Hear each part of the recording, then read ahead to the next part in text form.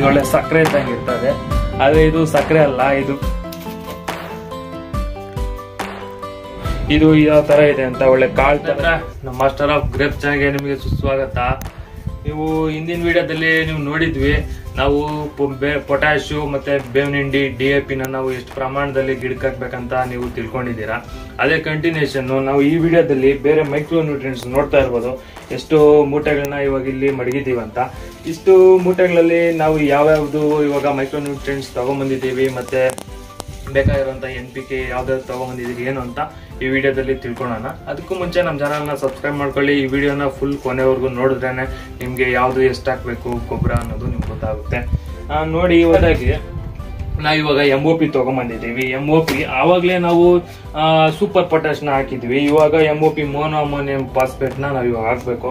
ನೋಡಿ, ಅದು ಸೇಮ್ ಒಳ್ಳೆ ವೈಟ್ ತರನೇ ಇರ್ತದೆ. ತುಂಬಾ ಚೆನ್ನಾಗಿ ಅದು ಗಿಡಕ್ಕೆ ಬೇಕಾಗಿರುವಂತ ಪೋಷಕಾಂಶ ಇದು ಸಹ. MOP ಆಯ್ತು. ಮತ್ತೆ ಇನ್ನೊಂದು ಮೂಟೆ ನೋಡ್ಬೋದು, ಸಲ್ಫರ್.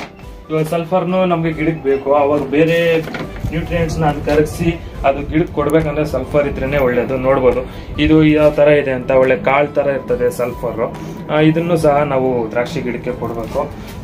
ಮತ್ತೆ ಮೆಗ್ನೀಷಿಯಂ ನೋಡ್ಬೋದು, ಮೆಗ್ನೀಷಿಯಂ ಬಹಳ ಬೇಕಾಗಿರುತ್ತದು. ಇದಿಲ್ಲ ಅಂದ್ರೆ ಕ್ಲೋರೋಫಿಲ್ ಕಂಟೆಂಟ್ ಸರಿಯಾಗಿ ಜನರೇಟ್ ಆಗಲ್ಲ ಎಲೆಯಲ್ಲಿ. ನೋಡ್ಬೋದು, ಇದು ಒಳ್ಳೆ ಸಕ್ಕರೆ ಇದ್ದಂಗೆ ಇರ್ತದೆ. ಆದ್ರೆ ಇದು ಸಕ್ಕರೆ ಅಲ್ಲ, ಇದು ಮೆಗ್ನೀಷಿಯಂ. ನೋಡ್ಬೋದು, ಸೇಮ್ ನೀವು ನೋಡಿದ್ರೆ ಹಾಗೆ ಕಾಣ್ತದೆ ಇದು. ನೋಡಿ, ಇದು ಪೊಟ್ಯಾಶ್ MOPನೇ. ಮತ್ತೆ ಜಿಂಕ್ ಅಲ್ಲ, ಬೋರಾನ್. ನೋಡಿ, ನಾವು ಬೋರಾನ್ ಹಾಕ್ಲೇಬೇಕು ತೋಟಕ್ಕೆ, ಯಾವುದಕ್ಕೆ ಬೆಳೆಗಾಗ್ಲಿ ಹಾಕಿದ್ರೆ ತುಂಬಾ ಒಳ್ಳೇದು. ನೋಡಿ, ಇದು ಸೇಮ್, ಇದು ತುಂಬಾ ಒಳ್ಳೆ ಪೌಡರ್ ತರ ಫಾರ್ಮೇಶನ್ ಇರ್ತದೆ. ಮತ್ತೆ ಇನ್ನೊಂದು ಜಿಂಕ್ ನೋಡ್ಬೋದು, ಇದನ್ನು ಸಹ ನಾವು ತೋಟಕ್ಕೆ ಹಾಕ್ಲೇಬೇಕು. ಹಾಕಿದಾಗೆ ಅವಾಗ ತುಂಬಾ ಚೆನ್ನಾಗಿ ಗ್ರೋತ್ ಅನ್ನೋದಾಗೋದು. ಈ ತರ ಎಲ್ಲ ಮೈಕ್ರೋ ನ್ಯೂಟ್ರಿಯೆಂಟ್ಸ್ ನಾವು ಪ್ರತಿಯೊಂದು ಗಿಡಕ್ಕೂ ಹಾಕ್ಬೇಕು.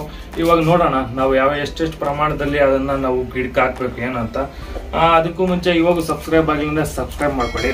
ಇದು ಜಿಂಕ್ ನ ನಾವು 10 ರಿಂದ 15 kg ಮಿನಿಮಮ್ ಹಾಕ್ಲೇಬೇಕು ದ್ರಾಕ್ಷಿ ತೋಟಕ್ಕೆ.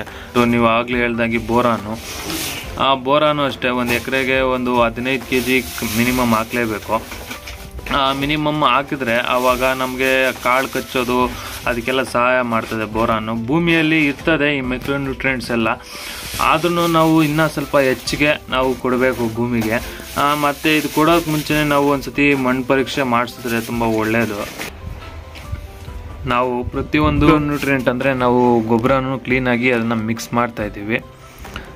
ಪೊಟ್ಯಾಶು ಇದು ಸ್ವಲ್ಪ ರೆಡ್ ಕಲರು ಬರ್ತದೆ, ಅಂದರೆ ಕೆಂಪುಗೂ ಬರ್ತದೆ, ಮತ್ತು ವೈಟ್ ಕಲರು ಬರ್ತದೆ.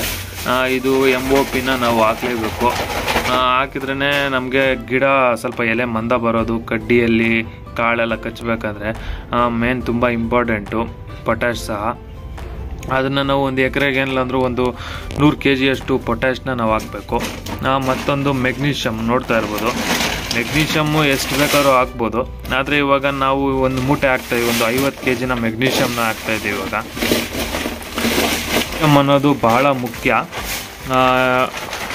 ಗಿಡಕ್ಕೆ ಬೇಕೇ ಬೇಕು ಮೆಗ್ನೀಷಿಯಮ್ಮು. ಅದಕ್ಕೋಸ್ಕರ ನಾವು ಇವಾಗ 50 kg ಕೊಡ್ತಾಯಿದ್ದೀವಿ. ಮತ್ತು ವಾಟರ್ ಸಾಲ್ಯುಬಲಲ್ಲಿ ನೆಕ್ಸ್ಟು ಮಿಕ್ಸ್ ಮಾಡಿ ನಾವು ಕೊಡ್ತೀವಿ. ಅದಕ್ಕೋಸ್ಕರ ಸ್ವಲ್ಪ ಕಮ್ಮಿ ಪ್ರಮಾಣದಲ್ಲಿ ನಾವು ಭೂಮಿಗೆ ಕೊಡ್ತಾಯಿದ್ದೀವಿ. ನಾವು ಒಂದೇ ಸತಿ ಕೊಟ್ಟರು ಹೆಚ್ಚಾಗಿ ಅದು ಗಿಡ ಏನು ತೊಗೊಳೋದಿಲ್ಲ. ನಾವು 1-2 ಸತಿ ಆ ಥರ ಕೊಟ್ಟರೆ ಅವಾಗ ಗಿಡ ಕ್ಲೀನಾಗಿ ತಗೊಳ್ತದೆ. ನೋಡಿ, ಮತ್ತು ಇದೂ ಪೊಟ್ಯಾಶೆ. 2 ಮೂಟೆ ಪೊಟ್ಯಾಶ್ ಅಂದರೆ 100 kg ಬರ್ತದಲ್ಲ, ಅದಕ್ಕೆ 2 ಮೂಟೆನ ಇವಾಗ ಹಾಕ್ತಾಯಿದ್ದೀವಿ.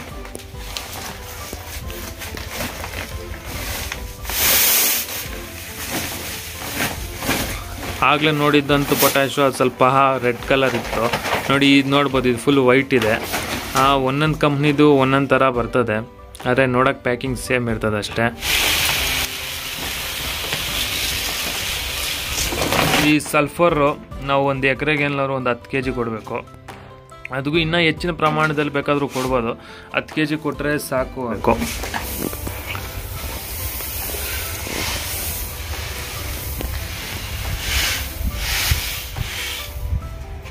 ಮೈಕ್ರೋ ನ್ಯೂಟ್ರಿಯೆಂಟ್ಸು ಎಲ್ಲ ಮಿಕ್ಸ್ ಇರೋಂಥ ಕಾಂಪ್ಲೆಕ್ಸ್ ಕೂಡ ಸಿಗ್ತದೆ.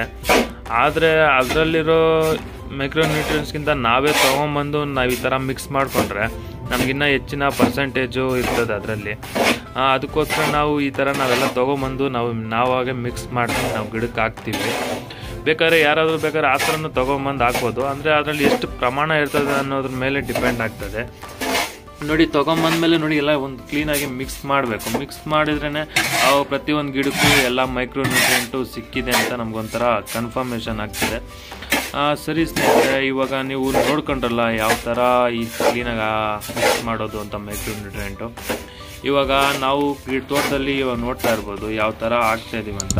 ಪ್ರತಿಯೊಂದಕ್ಕೂ ಒಂದು ಅಳತೆ ಪ್ರಕಾರ ಒಂದು ಗಿಡಕ್ಕೂ ಇಷ್ಟಿಷ್ಟು ಅಂತ ಹಾಕಬೇಕು. ನಾವು ಇವಾಗ ಒಂದು ಗಿಡಕ್ಕೆ ಏನಾದ್ರು ಒಂದು 200 ಗ್ರಾಮ್ ಅಂತಷ್ಟು ಇವೆಲ್ಲ ಮಿಕ್ಸ್ ಮಾಡಿದ್ರೆ ಒಂದು 200 ಗ್ರಾಮ್ ಹಾಕಬೇಕಾಗ್ತದೆ.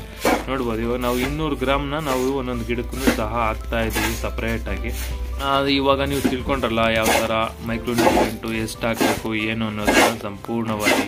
ಏನಾದರೂ ಈ ಗೊಬ್ಬರ ಎಲ್ಲ ತೊಗೋಬೇಕಾದ್ರೆ ಬೇಕಾದ್ರೆ ಅಮೆಝಾನ್ ಲಿಂಕ್ಸ್ ಕೊಟ್ಟಿರ್ತೀನಿ. ತುಂಬ ಗೊಬ್ಬರ ಅಮೆಝಾನ್ ಲಿಂಕಲ್ಲಿ ಸಿಗೋದನ್ನ ಮಾತ್ರ ಬೇಕಾದ್ರೆ ನಾನು ಲಿಂಕ್ ಕೊಟ್ಟಿರ್ತೀನಿ. ಯಾರಾದರೂ ಮನೆಯಲ್ಲಿ ಬೆಳೆದಿರೋಂಥ ದ್ರಾಕ್ಷಿ ಗಿಡಕ್ಕೆ ಹಾಕ್ಕೋಬೋದು. ಇವಾಗ ಈ ವಿಡಿಯೋ ಇಷ್ಟ ಆದರೆ ಲೈಕ್ ಮಾಡಿ ಮತ್ತು ತುಂಬ ಜನಕ್ಕೆ ಇದನ್ನು ಶೇರ್ ಮಾಡಿ.